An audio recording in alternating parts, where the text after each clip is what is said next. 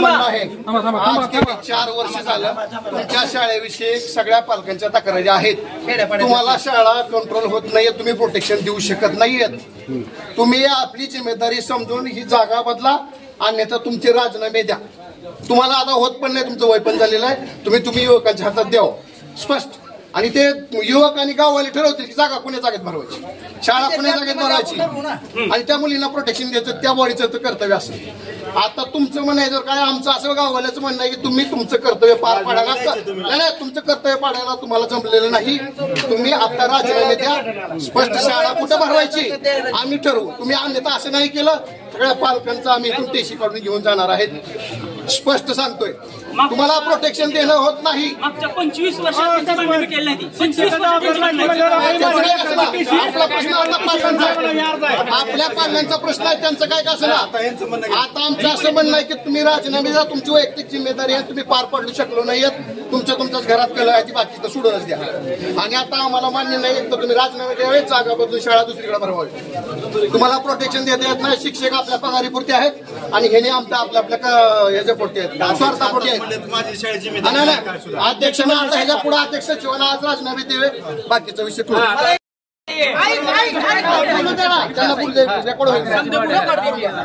बॉडीमध्ये 4 लोक एक्सपायर झालेले, 7 लोक आहेत, त्याच्यातली 3-4 लोक पलंगावर खिळून आहेत, आजारी आहेत.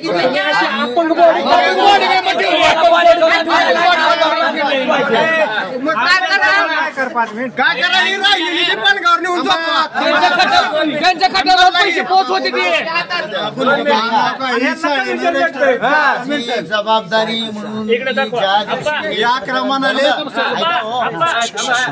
आता 35 वर्षापासून आमच्याकडे लेखी कुणी ही तक्रार दिलेली नाही, विद्यार्थ्याची तक्रार आलेली नाही, पालकाच्या तक्रारी आमच्याकडे आलेल्या नाहीत. आम्ही आता मुख्याध्यापक या नात्यानं ज्या वेळेला अशी एखादा प्रसंग तोंडी येईल आमच्याकडे, तुम्ही जसं मला तोंडी सांगितलं त्या पद्धतीनं त्या वेळेला आम्ही फोन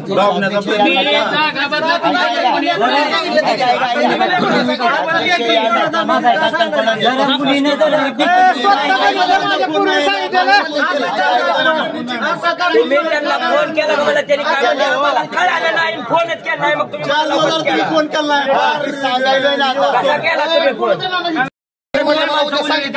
ह्यांनी सांगितलं म्हणले उद्या. यांचं काम कसं आहे, यांचा झेंडा वंदनाचे काय कार्यक्रम असले सगळे लोक इथं बोलून घ्यायचं. तुमचं काम नाही का सर बोलून घ्यायचं?